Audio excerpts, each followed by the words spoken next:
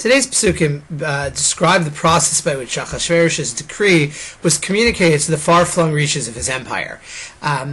The first pasuk describes v'nishloach svarim biyad haratzim, that the volumes of the decree was sent out by runners to all of the provinces of the king, detailing the decree to annihilate, to kill, and destroy all of the Jews, young and old, and women, and children, all on the 13th day of the month of Adar, as well as open season on the property of the Jews.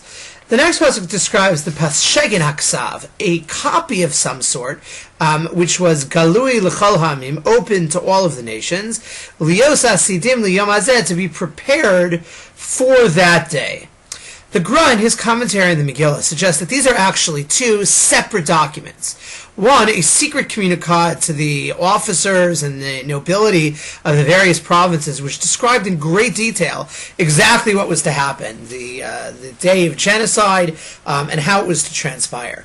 The second, the Paschegen Aksav, the copy, which he suggests, based on a close reading of the pasuk, is actually something that was available to the general public, did not describe exactly what was to happen. In fact, again, as the pasuk says specifically, when it describes the Paschegen Aksav, the copy of the document, all it says is Liot Asidim Liyom Hazeh, to be prepared for that day, that something was going to happen, without detailing what.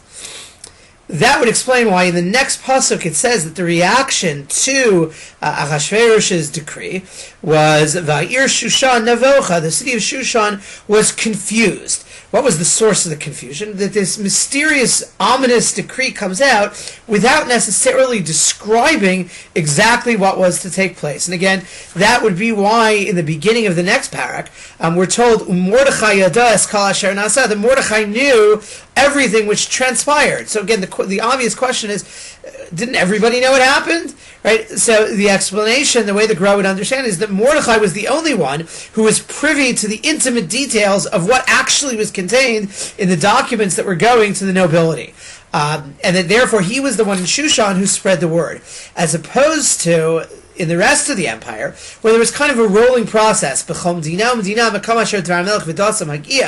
In each state, when the actual law came out, and the Gra suggests that perhaps officers of the empire who were sympathetic to Jews revealed the details to their constituency when they arrived there. There it happened as the law arrived in each place, right? Then there was widespread fasting. So again, the Gra suggestion, again, that what he elaborates, and just the reason for this, is that Haman wanted to avoid a period of, well, let's say, debate, discussion, the Jews trying to rally and to importune the powers that be to try to avert their fate.